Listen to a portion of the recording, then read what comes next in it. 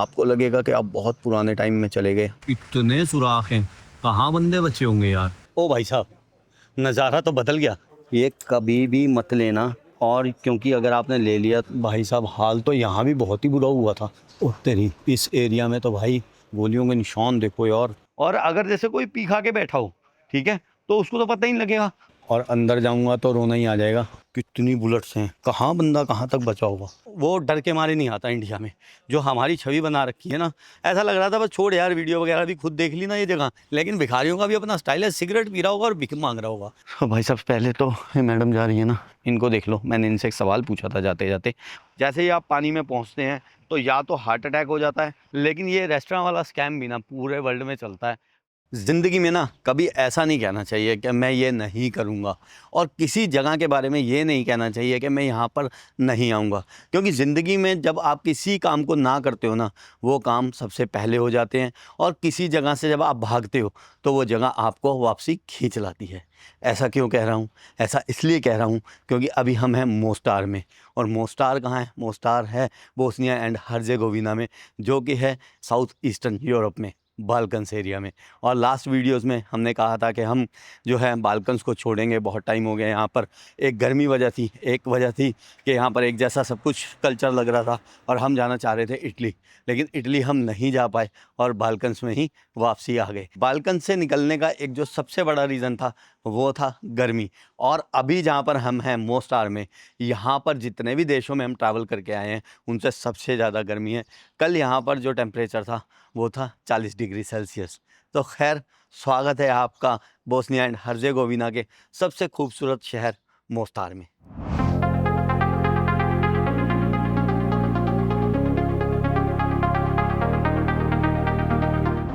और अभी सुबह के 7:36 के लगभग का टाइम हो गया है, और इतनी जल्दी हम इसलिए निकले हैं क्योंकि हम जा रहे हैं ओल्ड टाउन को घूमने। सुबह ना ओल्ड टाउन थोड़ा सा खाली मिलेगा। कल मैं यहाँ पर आया था और कल घूमते हुए देखा था कि बहुत ज़्यादा टूरिस्ट यहाँ पर था, तो उस टाइम जो ब्यूटी है ना उस ओल्ड टाउन की, उस तरह से नहीं दिख सकती जिस तरह से हम देखना चाहेंगे। तो हम चलते हैं अभी ओल्ड टाउन को घूमने सुबह सुबह। मोस्टार का जो ओल्ड टाउन है ना, वो लगभग 2000 साल पुराना है, लेकिन मेन जो यहाँ पर कंस्ट्रक्शन की ना अगर, वो की ऑटोमन्स ने। ऑटोमन्स यहाँ पर आ गए थे 1463 में, तो तब की जो कंस्ट्रक्शन है वो ओल्ड टाउन में ज़्यादा दिखती है। ऑटोमन्स ने यहाँ पर आके बहुत खूबसूरत मॉस्क बनाई, यहाँ पर बाज़ार बनाए, तो वो जो ओल्ड टाउन की रौनक है ना, वो भीड़ में उस तरह से नहीं दिखती जिस तरह से शायद हमें सुबह दिख जाए। लेकिन मुझे लग रहा है कि सुबह हमारे जैसे कई लोग हैं जो सुबह सुबह जाकर खाली ओल्ड टाउन को देखना चाहते हैं, और जो है शाम की रौनक अपनी होती है जब पब्लिक होती है, तो शाम को भी हम चलेंगे। अभी अपन चल रहे हैं सुबह सुबह। और कल जब हम यहाँ पहुँचे थे तो कल था संडे, और संडे को क्या हुआ था कि सब कुछ खाली था। ये बिल्कुल ही जगह जो आप देख रहे हैं ना, ये ऐसे ही थी कल। अभी सुबह के 7:30 बज रहे हैं, तो खाली होना जायज़ है, लेकिन कल दिन में भी ऐसी थी। क्योंकि संडे था इसलिए हमने कल वीडियो नहीं बनाई, बिल्कुल खाली खाली था। हाँ, ओल्ड टाउन में कुछ भीड़ थी, कुछ लोग थे ओल्ड टाउन में जो टूरिस्ट थे। और मैं पहुंचा था डुब्रोवनिक से यहाँ पर बस लेके। हम सुबह चले थे डुब्रोवनिक से 8 बजे, और हम पहुंचे यहाँ पर मोस्टार 12 बजे। बस का जो फेयर था वो हमें लगभग 26 यूरो पड़ा था वन वे के लिए, और 140 किलोमीटर आने के लिए 4 घंटे लग गए। वीज़ा की बात करूँ तो वीज़ा अपने पास शेनेगन था, और क्रोएशिया से जब हम एंट्री कर रहे थे, क्योंकि क्रोएशिया जो है वो एक शेनेगन कंट्री है और ईयू में भी है, तो किसी ने वीज़ा को ज़्यादा पूछा नहीं। उन्होंने खुद ही वीज़ा देखा, उन्हें पता था कि क्रोएशिया से आ रहा है, इसके पास शेनेगन वीज़ा होगा इंडियन पासपोर्ट पे, तो उन्होंने खुद ही वीज़ा देखा। हमारी आउट जो था वो स्टैंप मार दी क्रोएशिया ने, फिर हमारे को इन स्टैंप भी मारी यहाँ पर जो बोस्निया एंड हर्जेगोविना ने, और एंट्री मिल गई। वीज़ा वगैरह का सिंपल सा प्रोसीजर है, आप शेंगन वीज़ा लेके आए। मैं हर वीडियो में बोल रहा हूँ, बाल्कन्स में आना है तो यूएस वीज़ा भले ही आपके पास हो सकता है, कहीं चल रहा है कहीं नहीं चल रहा, ठीक है, बाल्कन्स में। और फिर बाल्कन्स में आओगे, क्रोएशिया में जाना है तो फिर आपको शेंगन वीज़ा चाहिए। तो आसपास की कंट्रियों में किसी में शेंगन चाहिए होगा, किसी में नहीं चाहिए होगा, लेकिन जिसमें शेंगन चाहिए उसमें शेंगन ही चाहिए, उसमें फिर आप यूएस यूके से एंट्री नहीं कर पाओगे। और दूसरा क्या है कि अगर आप कोई यूरोपियन फ़्लाइट ले रहे हैं जो यूरोप से ले ओवर लेके जाने वाली है, तो वो यूरोपियन फ़्लाइट बिना शेंगन वीज़ा के एंट्री नहीं देती। बहुत मुश्किल चांस है, मेरे हिसाब से तो नहीं देती। बाकी किसी के साथ हुआ हो भाई ऐसा कि आपके पास वीज़ा ना हो शेंगन और आपको स्टॉप ओवर दे दिया हो, तो मैं कहता नहीं, लेकिन होता नहीं है ऐसा। तो आप शेंगन वीज़ा लेके आएँ जब भी इन कंट्रीज़ को, बाल्कन्स को आप प्लान कर रहे हैं विज़िट करने का तो। और इस जगह से आगे निकल के थोड़ा सा ओल्ड टाउन स्टार्ट हो जाता है और आगे चलते चलते सबसे पहले दिखिए ये खूबसूरत सी मॉस्क, जिसका आर्किटेक्चर अगर आप देखेंगे तो ऑटोमन स्टाइल का दिखेगा और ऑटोमन्स द्वारा ही बनवाई गई थी ये। और इस मॉस्क का नाम है करारजो बे गोवंदा दमाजी, 1557 में बनी थी। और ये जो शख्स थे ये उस टाइम ऑटोमन अम्पायर में एक बड़ी वो रखते थे पोस्ट, और यहाँ के एडमिनिस्ट्रेटर हुआ करते थे जिन्होंने ये मॉस्क बनवाई थी। ये मॉस्क देखो इस टाइम टूट चुकी थी और बहुत बुरा हाल हुआ था उस टाइम। क्यों हुआ था उसकी भी बात करेंगे। तो ये जो मॉस्क है ये साउथ बोस्निया की सबसे बड़ी मॉस्क है आज भी, और एक बहुत ही इम्पोर्टेंट और रिलीजियस प्लेस है।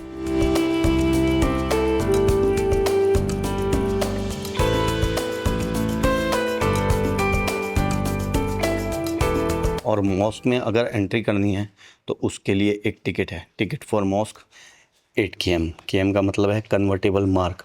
बोस्निया की जो करेंसी है वो है कन्वर्टेबल मार्क। खाली मार्क भी कहते हैं, कुछ बोस्नियन मार्क भी कहते हैं, कुछ बैम भी कहते हैं, लेकिन ज़्यादातर जो मैं यहाँ देख रहा हूँ यूज़ हो रहा है मार्क, ओनली मार्क बोल रहे हैं। और यूरो जो है वो 4 है। और ये जो करेंसी है ना इनकी, ये पैक्ड है विद यूरो। उसका मतलब ये है कि यूरो के हिसाब से ही इसके रेट चलेंगे, और जो करेंसी है वो पैक्ड रहेगी, मतलब वो ज़्यादा फ्लैक्चुएट नहीं होगी। तो एक जो यूरो है वो 2 मार्क होते हैं, मतलब 1 यूरो के 2 मार्क मिलते हैं। और टिकट फॉर मॉस्क एंड मीनारत पे जाने के लिए ये है। अभी मॉस्क जो है बंद है, और मॉस्क के बिल्कुल ही साथ में है ये एक कब्रिस्तान। और यहाँ पर भी जब आप कब्रों पे देखोगे तो ज़्यादातर जो है वो 1993 आपको लिखा दिखेगा। ये 1993, इस पे भी, इधर भी 93 है। ये सारी कब्रों पे, सारी पे ही आई थिंक 1993 लिखा हुआ है। कुछ 93 है, कुछ 94 भी है, एक दो पे 92 भी लिखा है। अब इस 92, 93 और 94 को जानने के लिए हम थोड़ा सा इतिहास जान लेते हैं बोस्निया का, तभी हम इस जगह को अच्छे से देख पाएंगे और ये जो देश है उसको जान पाएंगे। बोस्निया का अगर इतिहास देखें पुराने टाइम में तो लगभग 5000 साल पहले से यहाँ पर इंसानियत बसती आई है। लेकिन जो यहाँ पर लिखित प्रमाण मिले हैं वो सबसे पहले मिले थे इलेरियंस के। इलेरियंस जो थे वो एक ट्राइब थे जो जगह जगह यहाँ पर रहते थे, एक देश की तरह नहीं रहते थे। और 1st सेंचुरी BC में यहाँ पर आ गए रोमन्स के बाद जो है वो 6th और 7th सेंचुरी में जो थे वो स्लेविक लोग आ गए। स्लेविक लोग कौन थे? स्लेविक लोग थे जो रशिया और यूक्रेन और बेलारूस की तरफ रहते थे। वो लोग आए, उन्होंने यहाँ पर राज किया। फिर कुछ टाइम के लिए 12वीं शताब्दी में ये अपने आप में बोस्निया एक राज्य था, अपने आप में एक देश था और बहुत स्ट्रॉन्ग एम्पायर भी था। उसके बाद 1463 में यहाँ पर आ गए ऑटोमन्स रहे लगभग 1868 तक। ऑटोमन्स ने जो है वो दे दिया राज यहाँ पर ऑस्ट्रिया हंगरी जो एम्पायर होता था उनको। ऑस्ट्रिया हंगरी एम्पायर के बाद, टूटने के बाद, जो वर्ल्ड वॉर 1 में टूटा, उसके बाद यहाँ बन गया यूगोस्लाविया। और यूगोस्लाविया टूटा 1992 में, और बोस्निया ने अपने आप को जो है वो एक स्वतंत्र देश घोषित कर दिया। यूगोस्लाविया से अलग होने के बाद बोस्निया में जो है वो एथनिक टेंशन्स बढ़ गई, क्योंकि यहाँ पर रहते हैं आज भी 50% मुस्लिम, 30% जो है वो ऑर्थोडॉक्स क्रिश्चियन है, 15% जो है वो कैथोलिक क्रिश्चियंस है। अब बोस्निया जो है वो एक तरफ से क्रोएशिया से घिरा हुआ है, दूसरी तरफ से सर्बिया है, और एक तरफ है मोंटेनेग्रो। तो ये 3 देशों की जो सीमाएं हैं वो बोस्निया को लगती हैं। तो जो ऑर्थोडॉक्स थे उनको तो सर्बियन जो हैं वो सपोर्ट करते हैं, और जो कैथोलिक्स हैं उनको सपोर्ट करते हैं क्रोएशिया वाले, और मुस्लिम्स जो हैं वो यहाँ पर तुर्क के ज़माने से रहते आ रहे हैं। जब यहाँ पर ऑटोमन एम्पायर था तब से वो रहते आ रहे हैं।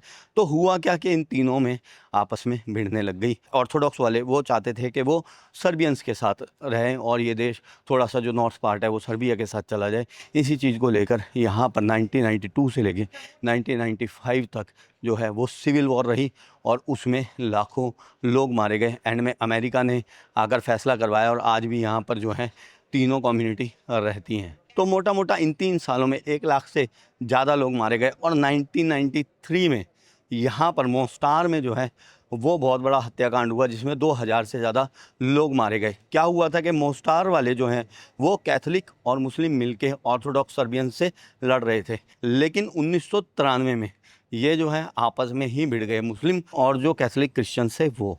और यहाँ पर एक बहुत बड़ा नरसंहार हुआ 1993 में।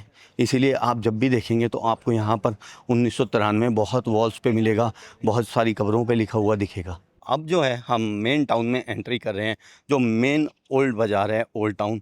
ये देखो आप कोबलस्टोन देख रहे हो, ये वाले जो पत्थर हैं ये स्टार्ट हो जाते हैं जो पुराना ओल्ड टाउन है, जो बाज़ार है वहाँ पे। कल यहाँ पर खूब भीड़ थी, हम शाम को भी आएंगे, भीड़ वाले टाइम में कोशिश करेंगे। दुकानें जो हैं वो खुलने लग गई हैं, 8 बजे शायद ये ओपन कर देते हैं मार्केट को। फिर भी आज कम भीड़ है और एक बहुत ही खूबसूरत नज़ारा दिख रहा है। और नीचे आप जो ये फ्लोर देख रहे हैं ना, कल इतनी भीड़ थी कि ये फ्लोर दिख ही नहीं रहा था, अब दिख रहा है। और ये यहाँ पर है सबसे आइकनिक और ख़ूबसूरत नज़ारा मोस्टार का, जिसके लिए लोग आते हैं। ये है स्टारी मोस्ट ब्रिज जो आपको सामने दिख रहा है। 1566 में बनवाया गया था ऑटोमन्स के द्वारा, और उस वक्त ये दुनिया के सबसे बड़े स्टोन ब्रिज इसमें एक था, या कहें कि दुनिया का सबसे बड़ा स्टोन ब्रिज था 1566 में। ये स्टारी मोस्ट इसका मतलब होता है old bridge. Starry most bridge Bosnia का और मोस्टार का एक आइकन है, और स्टारी मोस्ट ब्रिज जो है वो यूनिटी और पीस के लिए बनवाया गया था, और उसी की वजह से ये जाना जाता है। और रात का भी ना बहुत ही खूबसूरत नज़ारा दिख रहा था यहाँ से, ऐसा लग ही नहीं रहा था कि किसी रियल जगह पे हम खड़े हैं। आपको लगेगा कि आप बहुत पुराने टाइम में चले गए। और देखो इधर है मॉस्क, और उधर आपको दिखेगी एक न्यू बिल्ट चर्च। ये एक चर्च है जिसके ऊपर क्योंकि क्रॉस बना हुआ है इसलिए मैं पहचान पा रहा हूँ, और पहाड़ी पर ऊपर एक क्रॉस है, टॉप पर एक क्रॉस है। जबकि 50% से ज़्यादा जो आबादी है वो आज भी बोस्निया की मुस्लिम है। और इस खूबसूरत नज़ारे को देखते हुए आगे चलते हैं। और इधर सारे ये रेस्टोरेंट और कैफ़े हैं, शाम को बहुत भीड़ होती है। शाम को आएंगे देखना कुछ अलग ही नज़ारा दिखेगा यहाँ का। और किसी भी ओल्ड टाउन वगैरह को घूमने का ना सबसे अच्छा टाइम यही है। इवन और जल्दी आ जाएं यहाँ पर तो सुबह 5 बजे ही जो है वो दिन निकल जाता है। 5:15 बजे तक तो बिल्कुल ही चांदना हो जाता है इन दिनों में, जुलाई अगस्त। वैसे जुलाई अगस्त यहाँ का पीक सीज़न है मोस्टार आने का और बोस्निया आने का, लेकिन जुलाई और अगस्त में मोस्टार भाई साहब आना ही मत, क्योंकि गर्मी हमें बहुत लगती है। 40 डिग्री कल टेम्परेचर था, मैंने आपको पहले भी बताया। और ये हम आ गए हैं स्टारी मोस्ट ब्रिज पे। रात को लोगों के ना यहाँ पर पैर फिसल रहे थे, ये इतना चिकना हो चुका है ना चलते चलते। और 1993 में अटैक में इस ब्रिज को भी नुकसान पहुंचा था, ये बिल्कुल टूट गया था। और आज जो है ये यूनेस्को वर्ल्ड हेरिटेज साइट है। फिर 2004 में इसे दोबारा रिस्टोर कराया गया, यहाँ की गवर्नमेंट ने और यूनेस्को ने मिलकर इसे दोबारा बना दिया पुराने तरीके से ही, जैसे ये पहले था। इसकी हेरिटेज को बचाए रखा। और यहाँ पर जब हम शाम को आएंगे ना तो यहाँ पर दिखेंगे डाइव करते हुए डाइवर्स, जो कि प्रोफेशनल डाइवर्स हैं। एक क्लब बना हुआ है यहाँ पर डाइवर्स का, और ये बहुत पुराना ट्रेडिशन है।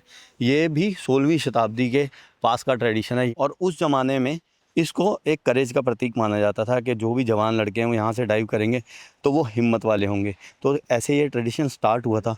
और ये है नरेत्वा रिवर, जो कि बहुत ठंडे पानी की रिवर है। और अगर आपको डाइव करना है तो यहाँ पर जो प्रोफेशनल्स होते हैं, जो क्लब वाले होते हैं लड़के, उनसे परमिशन लेनी पड़ती है। और परमिशन क्या है कि वो पहले आपको यहाँ पर जो है ट्रेनिंग कराते हैं, क्योंकि यहाँ से कूदना आसान नहीं है, कुछ पंगा है। आप जाके नीचे, अगर प्रोफेशनल डाइवर नहीं है आप, या आप डाइव नहीं करते ऐसे ही स्विमर हैं, तो भाई नीचे जाते ही मौत हो जाती है। कभी ट्राई मत करना। हालांकि 24 मीटर ऊंचाई है इसकी पुल की, लेकिन आप फिर भी चाहे इतनी ऊंचाई से आप कूद चुके हों पहले, लेकिन यहाँ मत करना, क्योंकि एक तो ये ठंडा पानी है, कुछ और भी चक्कर है इसका। तो प्लीज़ यहाँ पर आकर अपनी करेज मत दिखाना। और वैसे भी आपको करने नहीं देंगे वो यहाँ से डाइव। पहले ट्रेनिंग में वहाँ से डाइव कराते हैं, देख रहे हैं प्लेटफॉर्म बना है, तो पहले पूरी ट्रेनिंग होती है, शायद 35 यूरो के आसपास वो लेते हैं, ट्रेनिंग कराते हैं, थोड़ी सी स्विमिंग कराते हैं, फिर जाके आपको मौका देते हैं कि आप यहाँ से डाइव कर सको। खैर हम कहीं भी डाइव नहीं करने वाले, हम देखने आए हैं ये खूबसूरत नज़ारे को।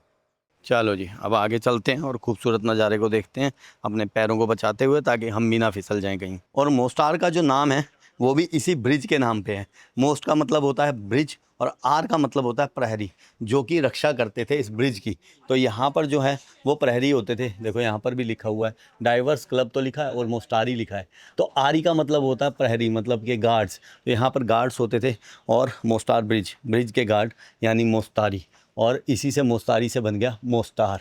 तो इस शहर का नाम भी इस ब्रिज की वजह से। और ये बहुत ही एक आइकनिक ब्रिज है, मैंने आपको बताया। मोस्टार का जब भी आप नाम सुनोगे, कहीं भी बोस्निया का भी सुनोगे, तो ये ब्रिज आपको दिखेगा, starry most bridge, old bridge. Starry most का मतलब होता है ओल्ड ब्रिज, तो ओल्ड ब्रिज कह लें या स्टारी मोस्ट कह लें, स्टारी मोस्ट इसका ऑफिशियल नाम है। शॉप्स खुल चुकी हैं लगभग सारी और लोगों की रूटीन स्टार्ट हो गई है।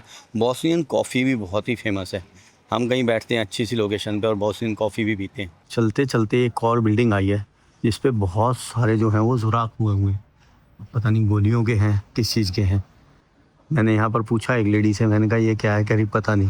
अब ये हो सकता है गोलियों के भी हों, क्योंकि लग ऐसे ही राम सीरिया वगैरह में गए थे तो हर दीवार पे हर बिल्डिंग पे ऐसे ही निशान थे और वो गोलियों के और बॉम्ब्स के ही थे। नीचे ना मैंने पूछ लिया इनसे कि ये जो होल्स हैं ये किस चीज़ के हैं, तो इन्होंने बता दिया कि ये बिकॉज ऑफ वॉर है। 1992 से लेकर 1995 तक हुई थी। मैंने आपको बताया भी वॉर की वजह और वॉर कब हुई थी और कितने लोग उसमें मारे गए थे। और जगह जगह ना ये आइसक्रीम यहाँ पर मिलती है। स्वाद तो खैर अलग बात है, लेकिन मैं कल खा गया ये 4 से 5, क्योंकि गर्मी बहुत थी यार और ये बहुत अच्छी लग रही थी। बस ऐसा मन कर रहा था बस खाए जाओ, तो 4 से 5 में कल खा गया ये।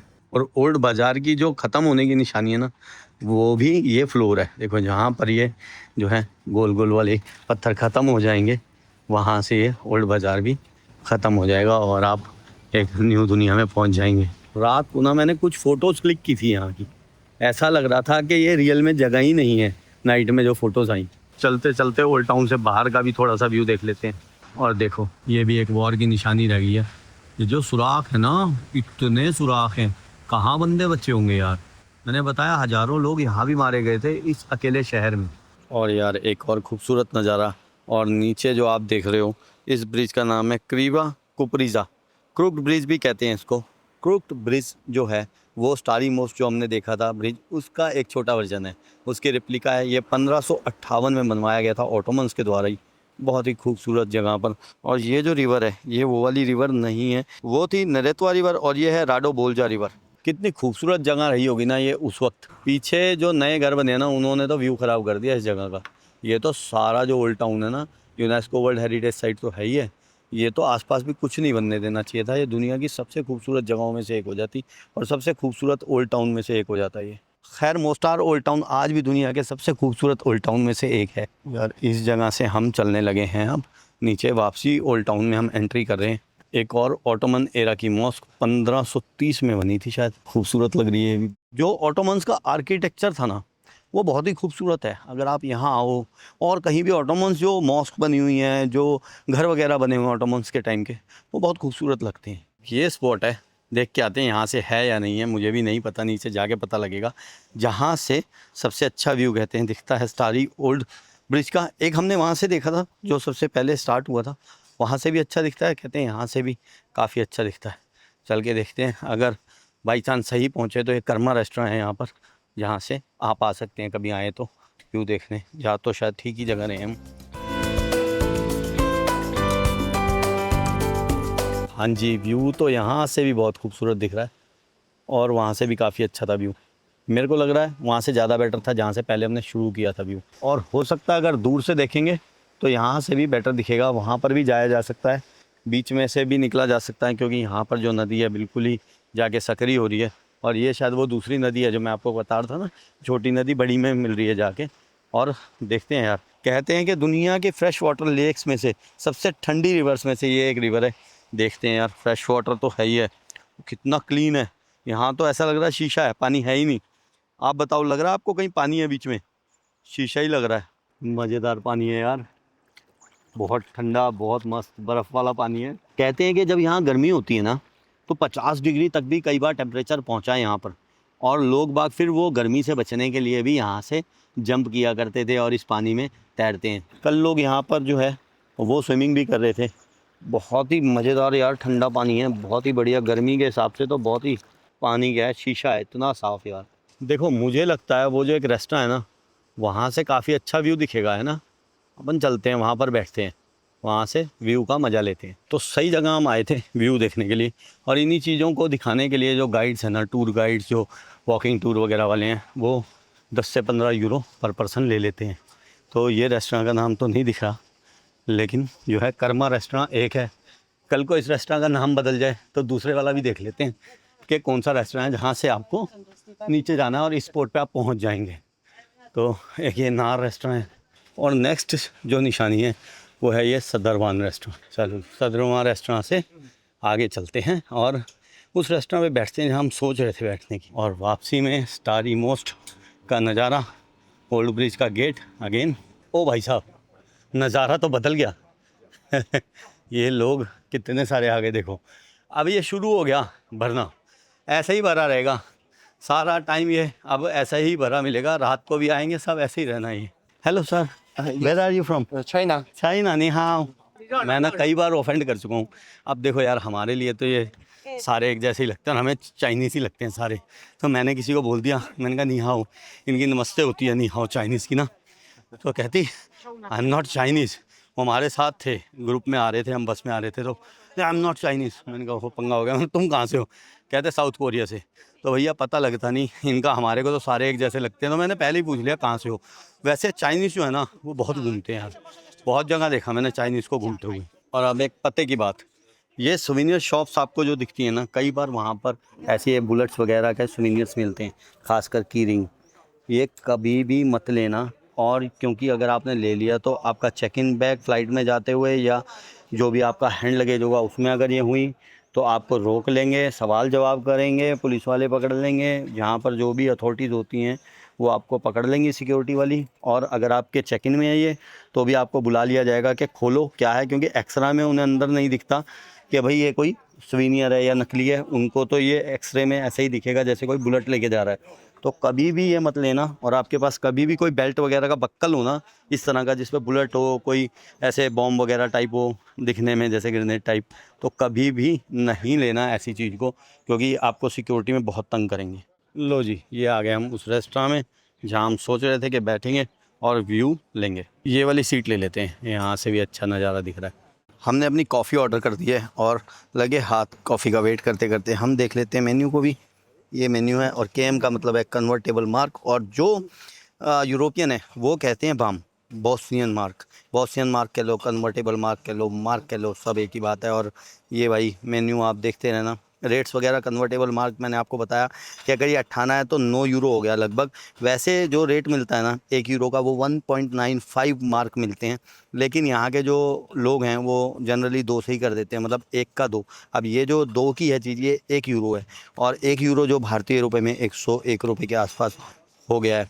तो ये जो है ये 51 साढ़े 51 रुपये के आसपास है एक कन्वर्टेबल मार्क। तो एक मार्क जो है, मेरे जब कार्ड से मैंने पेमेंट की थी कल, तो 51.5 भारतीय रुपये कटे थे एक मार्क के लिए। और ये इनकी भाई डिशेस हैं। एक जो इनकी मेन डिश है ना, वो मैं आपको दिखा देता हूँ। वो है ये केवापी। तो ये केवापी मतलब कबाब ही होते हैं, कबाब के साथ ऐसे प्लेटर बना के ना दे देते हैं, तो कबाब ही होते हैं।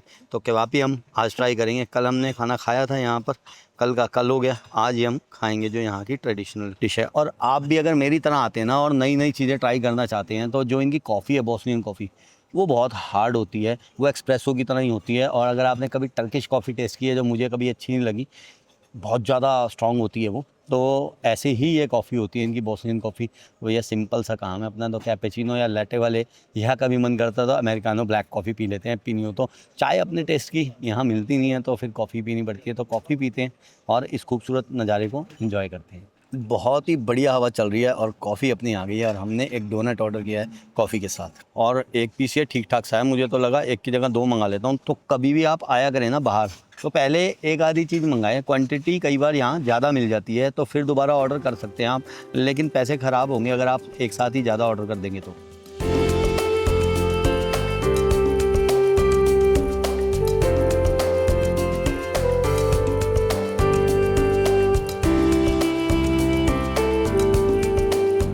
सही बताऊँ, ये सामने ना नज़ारा देख के याद आ रहा है अब कि ये जगह ना अपने बहुत टाइम से बकेट लिस्ट में हुआ करती थी, और यहाँ हमेशा से आना होता था। और तब से आना होता था जब गूगल पे भी कोई जानकारी नहीं थी कैसे आना है कैसे नहीं। मुझे लगता था यार ये तो पता नहीं कौन सी दुनिया में है ये जगह। और जब मैं देखता था मोस्टार को मैप में दुनिया के, तो ऐसा लगता था पता नहीं यार यहाँ जाया कैसे जाएगा, शायद जा ही नहीं सकेंगे यहाँ तो कभी। लेकिन आपकी दुआओं, आपके प्यार की वजह से आज यहाँ भी बैठे हैं जहाँ सोचा करते थे कि कैसे जाएंगे। और मैं आपको बताऊं कि 2015 में तो मैं यूएस, यूके, 17 में ऑस्ट्रेलिया और न्यूजीलैंड वगैरह बहुत सारी ऐसी कंट्रियाँ, यूरोप की बहुत कंट्रियाँ में घूम चुका था। उससे पहले जब मैं प्लान किया करता था तो ऐसी जगहों के ही प्लान करता था, क्योंकि हिस्ट्री का मुझे थोड़ा सा शौक़ है, मैंने आपको पहले भी बताया। तो मुझे अच्छी लगती है ये जगह जो ओल्ड हिस्ट्री को रिलेट हूँ। तो आपकी दुआओं से एक बार और एक ऐसी जगह पहुँच गए हैं जहाँ पर लगता था कि जा ही नहीं पाएंगे। Thanks to all of you. तो अपनी कॉफ़ी और मोस्टार के भटूरे का बिल आ गया है। वो भटूरा ही था, ये डोनट कह रहे थे उसको। तो छोटे से भटूरे का और कॉफ़ी का बिल आया है, ये 7 बाम। बाम का मतलब भी वही है, बॉस्नियन मार्क, और मार्क भी कह लो। और हमारे अकाउंट से कटे हैं 361 रुपीज़। इट मीन्स के 51.57 का एक जो है वो मार्क है, जो बॉस्नियन करेंसी है। और अगेन ये रेस्टोरेंट जहाँ हम बैठे थे, बहुत जगह जो है वो कार्ड एक्सेप्ट कर लेते हैं और बहुत सी जगह पर सिर्फ कैश ही चलता है। रेस्टोरेंट में भी, कॉफ़ी हाउसेस में भी बहुत जगह कार्ड ले रहे हैं, बहुत जगह नहीं ले रहे। तो कैश अपने पास ज़रूर रखना। यूरो आप लेके आ सकते हैं बाल्कन्स में और यूरो को एक्सचेंज करा सकते हैं उनकी करेंसी में। और कई जगह पर जहाँ हम गए थे अभी बाल्कन्स में, वहाँ यूरो ही चल रहा था, तो यूरो आप लेके आएँ। और आगे चलते चलते एक और जो है हिस्टोरिकल जगह देख लेते हैं, जो है Mehmed Pasha mosque. Mehmed Pasha mosque भी बहुत पुरानी है और बनाई गई थी ऑटोमन्स के द्वारा, और 1618 में ये बनी थी। नेशनल मॉन्यूमेंट है।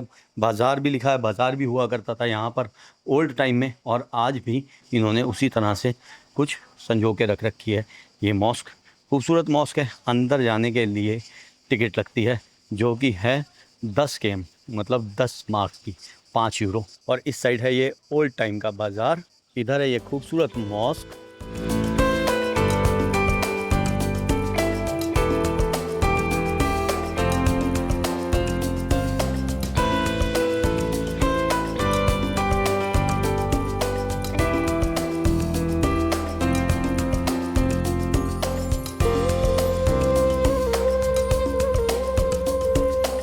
टूरिस्ट ही इतना बढ़ गया आजकल दुनिया में कि ईश्वर के घर जाने के लिए भी टिकट लगा दिए इन लोगों ने। और बोस्निया और हर्जेगोविना की बात करूं तो यहाँ पर 15 से 20 लाख टूरिस्ट आता है हर साल, जिसमें से 80 से 90 हज़ार जो टूरिस्ट है वो मोस्टार भी आता है।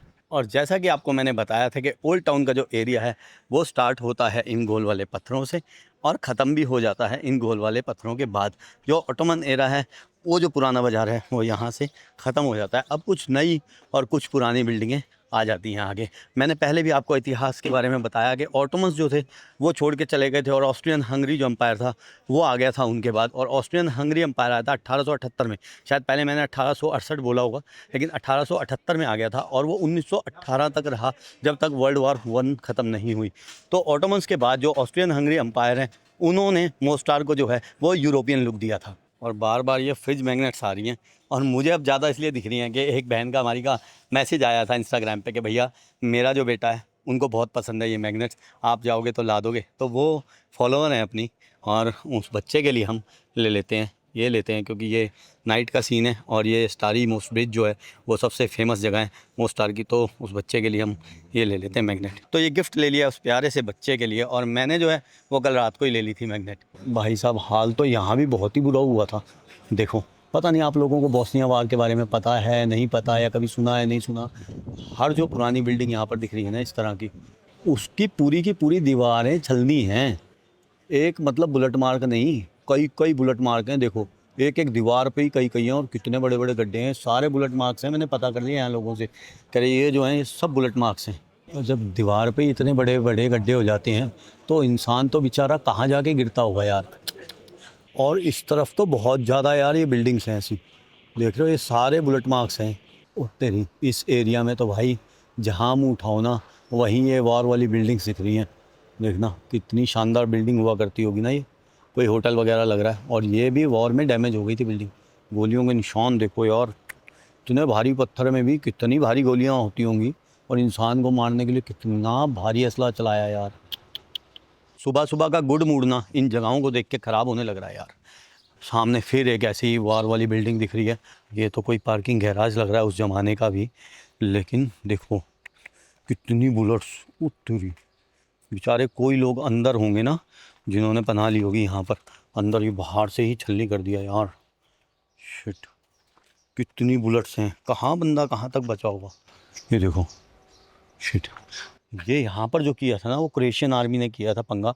क्योंकि मैंने आपको बताया कि क्रोएशियंस और मुस्लिम्स पहले सर्बियन जो थे ऑर्थोडॉक्स क्रिश्चियंस उनके साथ लड़ाई कर रहे थे मिलके, लेकिन फिर बाद में क्रोएशियंस का जो कि कैथोलिक थे उनका और मुस्लिम्स का आपस में ही यहाँ पर पंगा हो गया। कुरैशियन आर्मी ने यहाँ पर बहुत ज़्यादा डैमेज किया था यार, दिमाग हिल गया यार ये सब कुछ देख के ना। सोचो यार, अंदर जो बच्चे भी होंगे, लोग ने छुपने की कोशिश की होगी।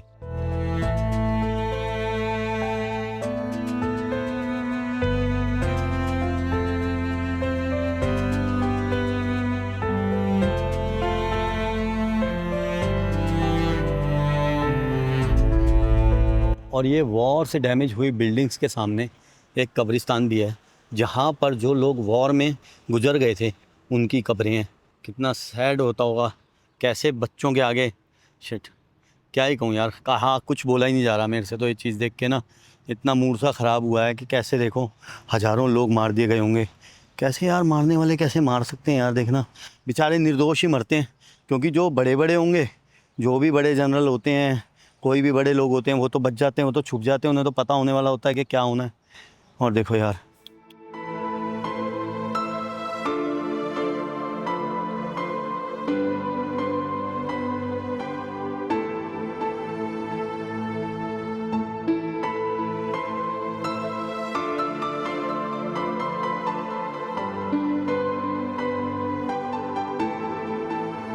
पता नहीं यार मैं सही हूँ या गलत हूँ। कुछ नाम मुझे ऐसे लग रहे हैं जो क्रिश्चियन नाम है, तो आप लोग बता देना। वैसे तो जो भी हैं, अब ये सब इंसान ही थे और अब आत्मा हो गए हैं यार। ईश्वर इन आत्माओं को शांति दे। और कब्रिस्तान के सामने ही है ये म्यूज़ियम ऑफ जेनोसाइड 1992 से 1995। भाई अपनी तो हिम्मत है नहीं अंदर जाने की। मेरा तो पहले ही दिल दुख गया। पहले वो बुलेट्स के निशान देख के दिल दुख रहा था, फिर यहाँ कब्रिस्तान में आके दिल दुख गया, और अंदर जाऊँगा तो रोना ही आ जाएगा, इसलिए अंदर नहीं जा रहा मैं तो। और यहाँ पर लहरा रहे हैं 4 खूबसूरत फ्लैग्स। ये 2 तो हैं इनकी मिनिस्ट्री के, एक लास्ट वाला जो है वो है आर्मी का फ्लैग, और ये बीच वाला जो फ्लैग आपको दिख रहा है जो येलो और ब्लू स्टार्स में है, वो है बोस्निया एंड हर्जेगोविना का फ्लैग। जो ब्लू और बीच में आपको ट्रायंगल दिख रहा है ना, वो ट्रायंगल है यहाँ के 3 जो ट्राइब्स हैं, सर्ब्स, क्रोएशियंस और बोस्नियंस का। हालांकि इनके फ्लैग पे जो स्टार हैं वो रिप्रेजेंट करते हैं यूरोप को, लेकिन बोस्निया और हर्जेगोविना जो देश है वो ना ही ईयू का पार्ट है, ना ही नाटो का पार्ट है, और ना ही शेंगन का पार्ट है। देख लो भाई कितना टूरिस्ट आ रहा है ना, और बहुत कुछ है ही नहीं इन देशों में।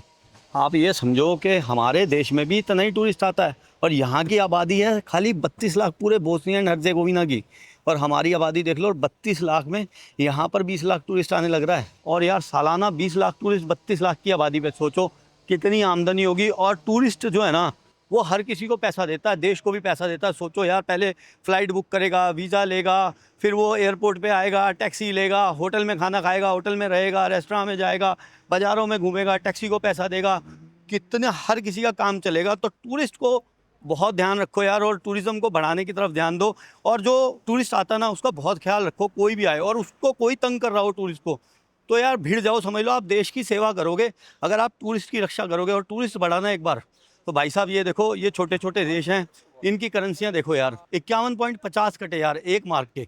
सोचो 51.50, ये हमसे ऊपर है। मैं तो ये मानता हूँ कि इतना आगे हैं ये हमसे, और ये छोटे छोटे देश हैं। अल्बानिया देखो, हम वहाँ थे रोज़ डॉलर में, और उसमें फ़र्क हो रहा था। और कभी हमने चेक किया था कि वहाँ पर डॉलर का रेट था $1 134, वहाँ की जो करेंसी थी वो मिलते थे, और अब घट के वो 86 हो गई। और हमारी करेंसी जो है वो दिन पे दिन डाउन होती जा रही है। तो यार टूरिज़्म पर बहुत ध्यान दो। टूरिस्ट आए, उनसे कोई भिखारी तंग कर रहा हो, कोई पैसे मांगने वाला तंग कर रहा हो, यार उनसे भिड़ जाओ। देखो मेरे को दुख हो रहा है, गुस्सा आ रहा है। पहले तो ये चीज़ें देख के मूड ख़राब हो गया, जो ये बिल्डिंग्स आई, ये बुलेट मार्क्स वगैरह देख के मूड ख़राब हो गया।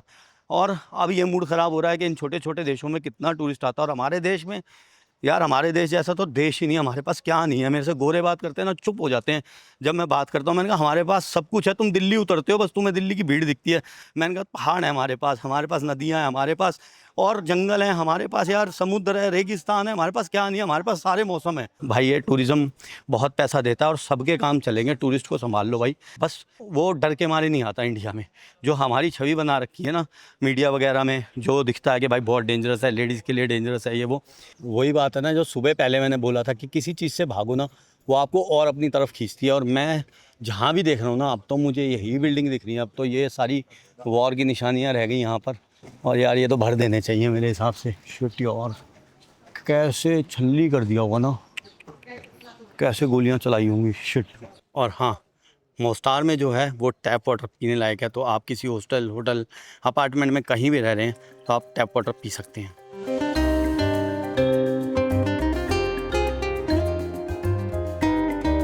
कल मैं ना जगह जगह देख रहा था, ये रेड आर्मी 1981 लिखा दिख रहा था, और सब जगह देख के ना मुझे लगा कि आज भी कोई ऐसा ग्रुप वगैरह ना हो, मिलिशिया ग्रुप जो वार का कोई बदला लेता हो, उस तरह का ग्रुप हो। और जब मैंने सर्च किया कि ये क्या है तो पता लगा कि मोस्टार का एक बहुत ही फेमस फुटबॉल क्लब है, और ये रेड आर्मी जो है उनका फ़ैन ग्रुप है, और उस क्लब का नाम कुछ ऐसे है, वेलाज करके। और रेड आर्मी मोस्टार जो है उनका फ़ैन क्लब है, और 1981 में ये रेड आर्मी फ़ैन क्लब बना था। और यार ये रेड आर्मी वगैरह नाम से डरना ना जायज़ था, क्योंकि देखो कोई बिल्डिंग भी ऐसी नहीं है जो थोड़ी पुरानी हो और वो छलनी ना हो। तो मेरे को लगा यार कहीं कोई बदला लेने वाला ग्रुप ना हो रेड आर्मी करके, तो थोड़ा सा चेतन रहना ज़रूरी है और ऐसी चीज़ों को जानना ज़रूरी है।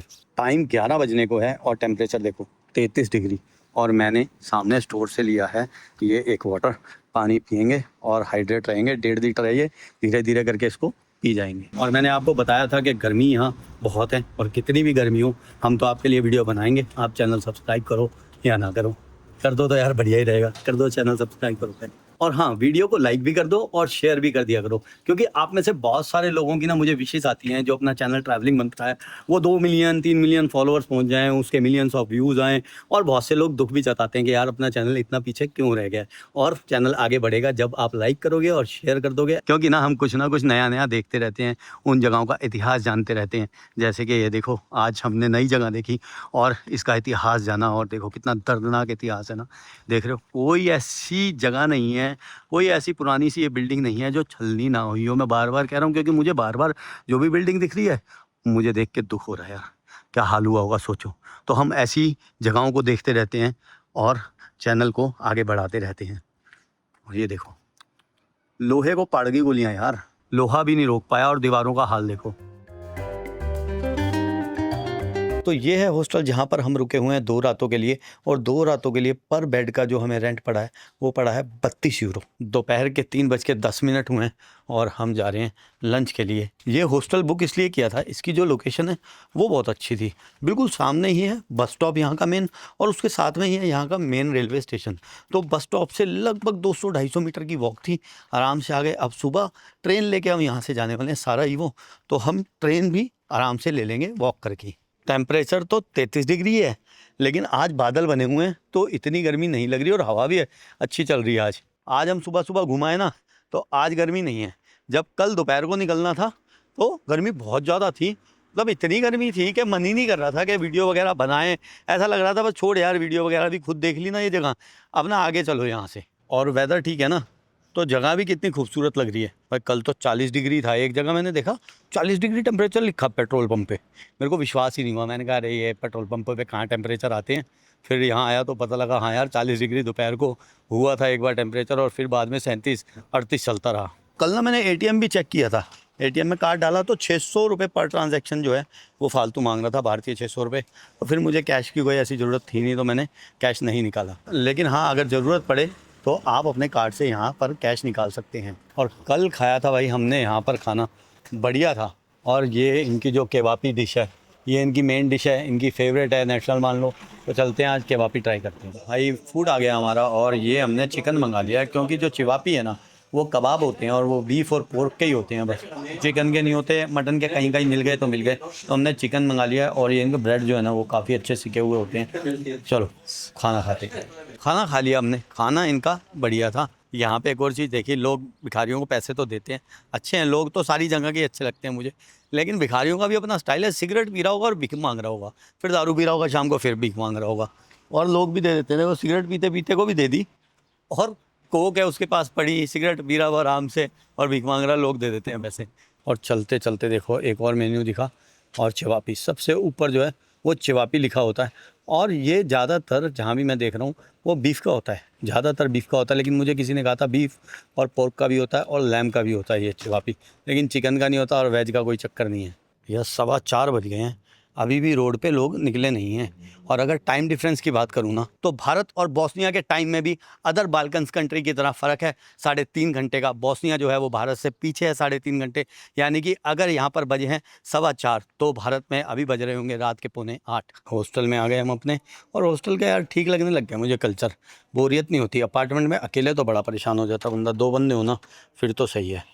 और सिक्योरिटी सेफ्टी देख लो, उन्होंने की दे रखी थी, कई बार खुला मिल जाता है इसलिए मैं कोशिश कर रहा था कि खुला हो, लेकिन इन्होंने की दे रखी है कि आप रात बेरात आएँ तो खोल लें। Hello, leaving? Yes. Okay, camera bye bye. मैं तो ऐसे ही कैमरा लेके घुस गया था, और यहाँ पर तो देखो पूरा माहौल बना पड़ा है, लोग बाग बैठे रहते हैं। लेकिन मैंने रात को भी इन्हें ज्वाइन नहीं किया था, मेरे को सुबह निकलना था, क्योंकि हम लोगों ने ये वीडियो बनाई और मेरे साथ तो लाखों लोग हैं ना यार, ये 5 लोग थे, लेकिन लाखों को कैसे छोड़ दूँ। तो सुबह सुबह जाके जो हमने ओल्ड टाउन देखा ना, वो ब्यूटी दोबारा देखने को नहीं मिलती, और शाम और दोपहर को तो बिल्कुल नहीं मिलती। तो इसीलिए मैंने डिसाइड किया था कि रात को इन लोगों ने कहा बैठ जा, मैंने कहा यार मैं आता हूँ, मैं थोड़ा थका हुआ हूँ, तो मैं जाकर अपना सो गया था। सुबह हम जल्दी गए और हमने ओल्ड टाउन को देखा, वो ज़्यादा बढ़िया रहा क्योंकि लाखों लोग साथ रहे। गुड इवनिंग, 8 बजने में रह गए हैं 10 मिनट। वैसे तो रात बोल दी जाती है 7:30 के बाद, लेकिन यहाँ तो अंधेरा ही नहीं हो रहा, तो रात क्या गए, शाम सी है अभी। और एक खूबसूरत नज़ारा रूम से निकलते ही बाहर सामने पहाड़ी पर जो क्रॉस दिख रहा है वो बहुत ही खूबसूरत नज़ारा है। सनसेट होने को है, शाम की धूप पड़ रही है, और ये हैं मोस्तार के खूबसूरत लोकल हाउसेस। सारी जो पहाड़ियाँ हैं वो गोल्डन लग रही हैं, सनसेट की धूप जैसे ही इन पर पड़ रही है सारी पहाड़ियाँ जो हैं गोल्डन गोल्डन दिख रही हैं यार। तो भाई साहब पहले तो ये मैडम जा रही है ना, इनको देख लो, मैंने इनसे एक सवाल पूछा था जाते जाते, और अभी हम बाहर आ गए हैं हॉस्टल से। 8:15 बज चुके हैं, सनसेट का भी 8:15 बजे का ही टाइम है, और आज हवा चल रही है थोड़ी सी, 30 डिग्री टेम्परेचर ही दिखा रहा है हमारे को फ़ोन में और घड़ी में, लेकिन हवा है, उतनी गर्मी नहीं लग रही। और गर्मी से याद आया कि पोर्टो रिको में जब हम थे मोंटेनेग्रो में, तो वहाँ पर जो हॉस्टल वाला था उनको हमने कहा यार 40 डिग्री 36 डिग्री बहुत टेम्परेचर, कह रहे तुम क्या रशिया से आए हो? मतलब हंसी में भी बोला, टोन में भी बोला। लेकिन यार देखो 40 डिग्री हमारे वहाँ दिल्ली में 40 42 45 भी होता है, लेकिन हम 45 डिग्री में रोडों पे तो नहीं घूमते ना यार, धूप के अंदर तो नहीं घूमते, डायरेक्ट धूप में तो नहीं हम घूमते ना, हम घरों में रहते हैं, गाड़ियों में रहते हैं, एसी में रहते हैं, ऑफिस वगैरह सब जगह ही एसी होते हैं, ठीक है ना। तो 36 डिग्री 35 डिग्री में बाहर घूमना और घर में बैठने में बहुत फ़र्क है। और वो जो मैडम की बात मैं बता रहा था, उनसे मैंने पूछा कि भाई ये बिल्डिंग में होल्स क्या हैं? कह रही ये सब वॉर के होल्स हैं, ये सब ग्रेनेड और ये सब बुलेट्स के मार्क्स हैं। हमने सुबह भी देखा, और वॉर के निशान तो पूरे मोस्टार में ही मिलते हैं, कोई गली कोई कूचा नहीं छूटा हुआ। और जो साफ़ हो गए हैं उन पे ही नहीं दिख रही, बस जो पुराना थोड़ा सा भी है ना घर, उस पे पूरे वॉर के निशान दिखते हैं। ये देखो जरा जरा सी जगह पे भी गोलियों के निशान है। तो मोस्टार और बोस्निया का इतिहास हमने सुबह थोड़ा सा जान लिया था। अभी हम जो है वो शाम के नज़ारे देखेंगे ओल्ड टाउन के और मोस्टार के।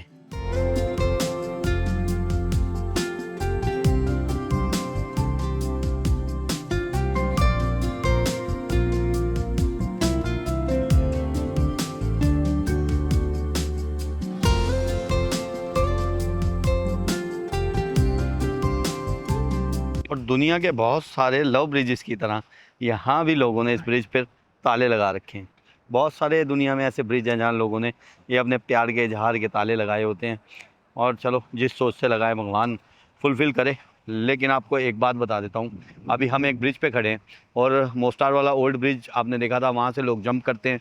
इन ब्रिज से भी लोग जंप करने की सोचते हैं, लेकिन आप कभी आ जाएं ये गुस्ताखी बिल्कुल मत करना, क्योंकि ये जो पानी है ये दुनिया के सबसे ठंडे पानी में से एक है। ये दुनिया की सबसे ठंडी रिवर्स में से एक रिवर है जिसमें पानी सबसे ठंडा होता है। तो होता क्या है, आप गर्मी में ऊपर खड़े हैं 40 डिग्री टेम्परेचर में, और नीचे कूद गए -डिग्री में।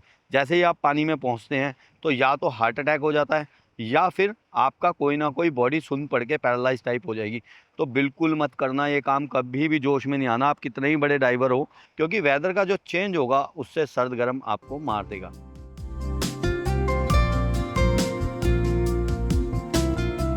और बैटिंग जो है वो लीगल है यहाँ पर, ऐसे जगह जगह बैटिंग शॉप्स खुली हुई हैं। अंदर जाओ, अपना टोकन लो, बेट लगाओ, जीतो हारो वो किस्मत की बात है। लेकिन ये सब है काम बेकार, ये करना नहीं चाहिए बैटिंग वगैरह। एंड में आदमी हारता ही है, जुआ किसी का ना हुआ।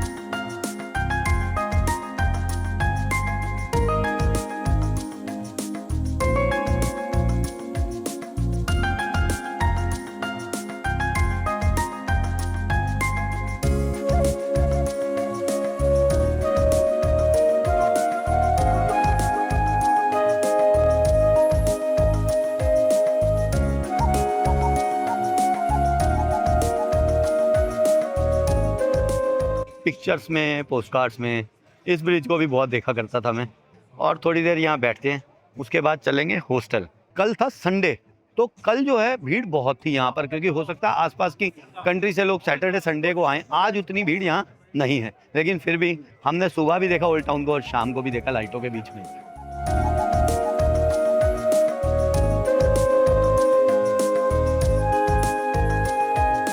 तो भाई जगह तो ये ठीक थी जहाँ पर हम बैठे थे, लेकिन ये रेस्टोरेंट वाला स्कैम भी ना पूरे वर्ल्ड में चलता है। अब स्कैम क्या है, इस चीज़ का आपको ध्यान रखना है। मैं यहाँ बैठा, बिल आया 11.5 मार्क का, और इन्होंने कहा कि यूरो भी ले लेंगे, कोई बात नहीं। अब यूरो का जो रेट है ना, वो यहाँ पे मिल रहा है 1 यूरो की जगह 2 मार्क, जो यहाँ की करेंसी है, ठीक है। तो 1 यूरो को ये एक्सचेंज कर रहे हैं, तो 2 मार्क दे रहे हैं सब। इन्होंने मेरे से बिल की बात हुई, मैंने कहा ये लो यूरो, तो कहते भाई यूरो 1.8 से लेंगे। मैंने कहा अच्छा। कहते तेरा 14 मार्क बिल हो गया। मैंने कहा कैसे हो गया 14 मार्क बिल, ये तुमने जो मेन्यू पे लिखा हुआ है उसके हिसाब से तो 11.5 बनते हैं, और मैंने कहा यूरो के हिसाब से 20 बनते हैं, तो मुझे 8.5 दे। 4 मार्क वापस दे रहा है, 8.5 के मतलब आधे। कहता यार मेरे पास टाइम नहीं है, तुझे कितने पैसे वापसी चाहिए। मैंने कहा मैं कोई पैसे वैसे नहीं, तू मेरे पैसे दे, मेरे को यूरो दे। और मेरे पास कुछ मार्क्स थे, मैंने उसको फिर मार्क में जो बिल था वो दे दिया, और बंदे ने ले लिया। और अगर जैसे कोई पी खा के बैठा हो, ठीक है, तो उसको तो पता ही नहीं लगेगा, वो कितना भी दे जाएगा। तो इस तरह से ये लोग करते हैं।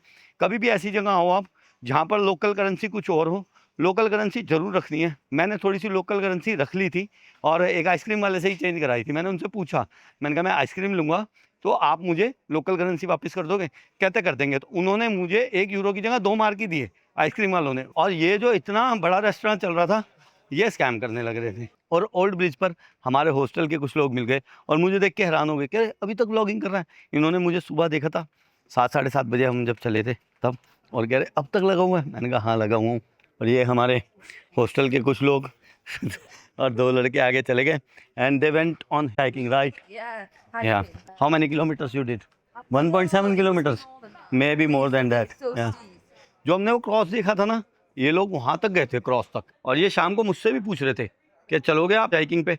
मैंने कहा नहीं यार, हमने तो सुबह से प्लान किया था कि हम सुबह पहले ओल्ड टाउन को देखेंगे, फिर हम शाम को भी ओल्ड टाउन को देखने वाले हैं। तो हमने सुबह भी देखा, हम अपने प्लान पे स्टिक रहे, और एक खूबसूरत नज़ारा हमने देखा सुबह का भी और ये शाम का भी। ये वाला जो रोड है ना, ये सबसे ब्यूटीफुल है यहाँ पर। इसी रोड से जो है वो ओल्ड ब्रिज का जो है सबसे बढ़िया व्यू दिखता है। और 2 बंदे ये रहे अपने हॉस्टल के, from Sweden. Your name bro? My name is Dennis Dang. Danistan. Yeah, Danistan. blogger, content creator from Denmark. The great blogger from Denmark, huh? That's it. Also traveling like Malachi. सुबह देख के ऐसे ही ये कर मैं blogger हूँ, ये हूँ। इनको पता नहीं था कि हम भी एक छोटे से ब्लॉगर हैं। तो कहते क्या चैनल है आपका? मैंने ऐसी बात करें, मैंने यार मेरा भी एक चैनल है। कहते क्या चैनल है? देखा, कहता हो ये तो मेरा सपना है यहाँ पे पहुँचना। तो ये सपना आप लोगों की वजह से साकार है, और ऐसे ही प्यार बनाए रखें। अब मिलते हैं अगली वीडियो में, तब तक के लिए अपना ख्याल रखें। नमस्ते, शुक्रिया, जय हिंद। और चलते चलते एक लास्ट अपडेट कि आप कभी मोस्तार आ जाएं तो स्टोर्स वगैरह बंद हो जाते हैं यहाँ पर रात को 10 बजे, और रेस्टोरेंट वगैरह बंद हो जाते हैं रात को 11 बजे तक। तो पहले ही अपना जो फूड वगैरह है खा लें और ले लें।